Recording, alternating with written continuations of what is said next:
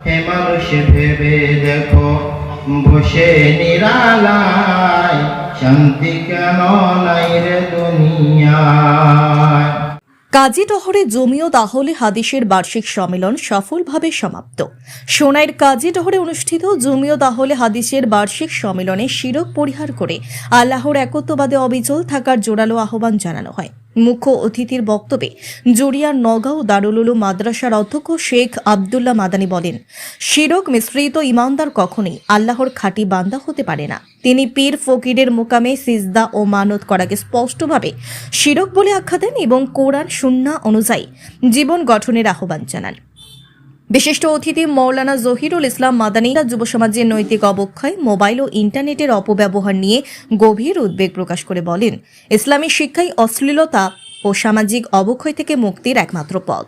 সম্মেলনে পশ্চিমবঙ্গ মালদা থেকে আগত শেখ বদরুদ্দোজা নদওয়ী সহ বরাক উপত্যকার বিশিষ্ট উলামায়ে কিরামগণ গুরুত্বপূর্ণ বক্তব্য রাখেন।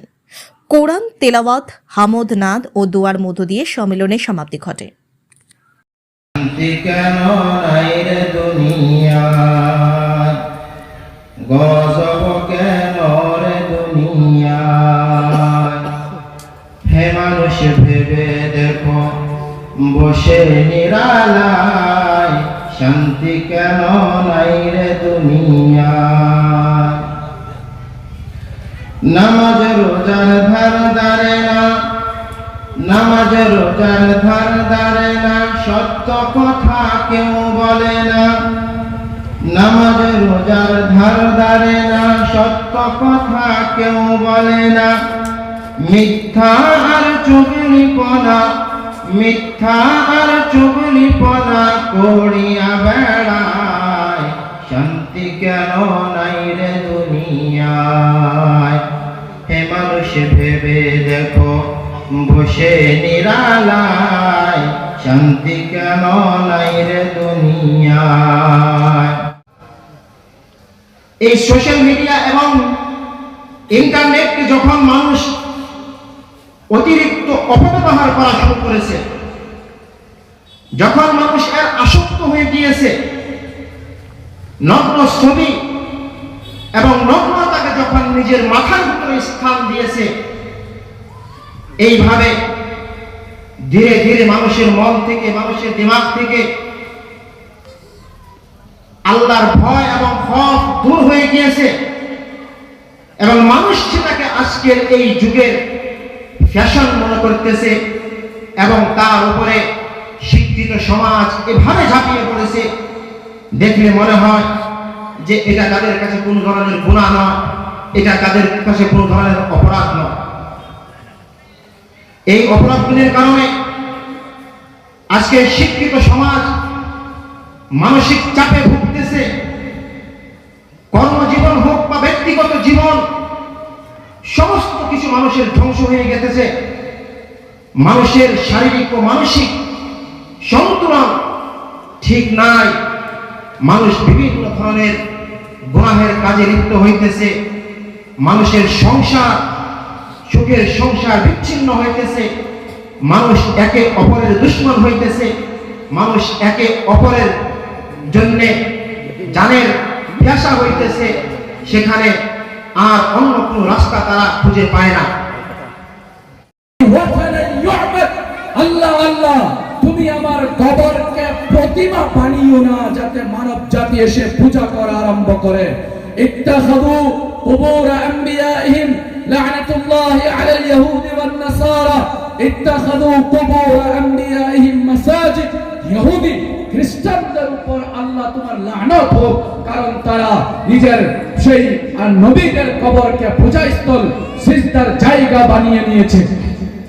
আজকে আমরা জানি যে পৃথিবীতে আল্লাহ রাসূল সাল্লাল্লাহু আলাইহি সাল্লাম আমাদেরকে কোনো ফায়দা পৌঁছাইতে পারবেন না। বাকি বাদ দেন, নুরউদ্দিন চিশতি, আব্দুল কাদের জিলানী, অমুক তমুক, তাদের কথা বাদ দেন। আচ্ছা, আমি তাদেরকে শ্রদ্ধা করি, আমি তাদেরকে অপমান করার চেষ্টা করছি না, কিঞ্চিত পরিমাণও না, না নাউজুবিল্লাহ। তাদেরকে শ্রদ্ধা করি, তাদেরকে আমি অপমান করছি না, কিন্তু যেটা বাস্তব, যদি মুহাম্মদ সাল্লাল্লাহু আলাইহি সাল্লাম আপনাকে আমাকে কোনো সাহায্য করতে না পারে, তাহলে পৃথিবীতে আর কে আছে যে আপনাকে সাহায্য করবে? একবার ভাবেন না? কোরআন আল্লাহ রাসূল সাল্লাল্লাহু আলাইহি ওয়াসাল্লাম স্পষ্ট হাদিসে বলেন, আনাবি হুরায়রা রাদিয়াল্লাহু আনহু قال قام رسول الله সাল্লাল্লাহু আলাইহি ওয়াসাল্লাম, আল্লাহ রাসূল সাল্লাল্লাহু আলাইহি ওয়াসাল্লাম যখন এই আয়াত নাযিল হয়, ওয়া আনদির আশীরাতাকাল আকরাবিন, আল্লাহ রাব্বুল আলামিন আয়াত নাযিল করেন, হে মুহাম্মদ তুমি তোমার আত্মীয়কে ভয় দেখাও, তুমি তোমার আত্মীয়র কাছে এই দ্বীনকে পৌঁছিয়ে দাও। মুহাম্মদ সাল্লাল্লাহু আলাইহি ওয়াসাল্লাম তিনি দাঁড়িয়ে বলেন, ইয়া মা'শারা কুরাইশ, হে কুরাইশের বংশধর, ইশতারু আনফুসাকুম, নিজের জানকে ক্রয় করে নাও, লা উগনি আনকুম মিনাল্লাহি শাইআ, আমি তোমাদেরকে বাঁচাইতে পারবো না, তোমাদের কোনো কাজে আসতে পারবো না। ইয়া বনি আব্দ মানাফ, হে মুনাফিক গোষ্ঠীরা, হে মুনাফিক ছেলেরা, লা উগনি আনকুম মিনাল্লাহি শাইআ, যদিও আমি তোমাদের বংশধর, তোমাদের কোনো কাজে আসতে পারবো না।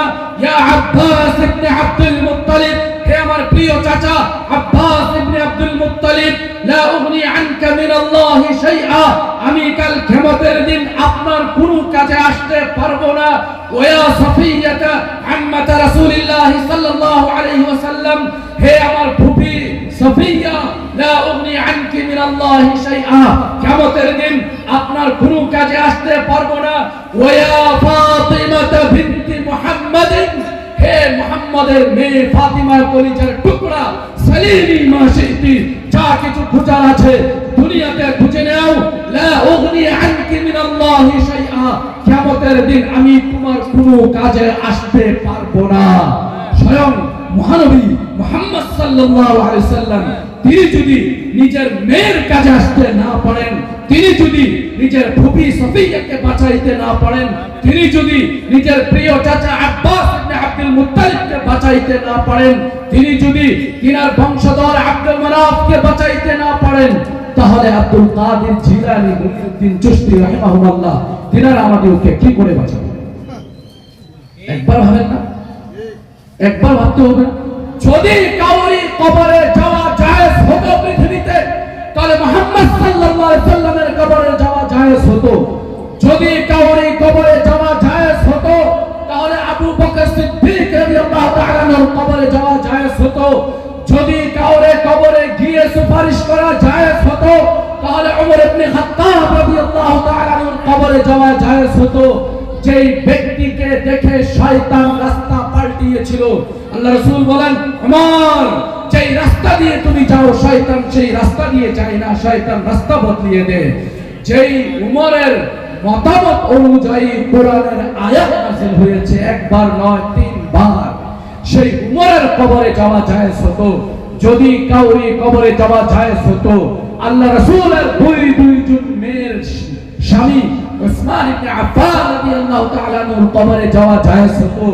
যদি কাউরি কবরে যাওয়া জায়েজ হতো, তাহলে উসমান আলী ইবনে আবি তালিব রাদিয়াল্লাহু তাআলা এর কবরে যাওয়া জায়েজ হতো। আজকে আমরা মুসলমান কি করে ভাবি যে এই কবরে শুয়ে থাকা ব্যক্তি আমাকে বাঁচাইতে পারবে? কি করে ভাবি?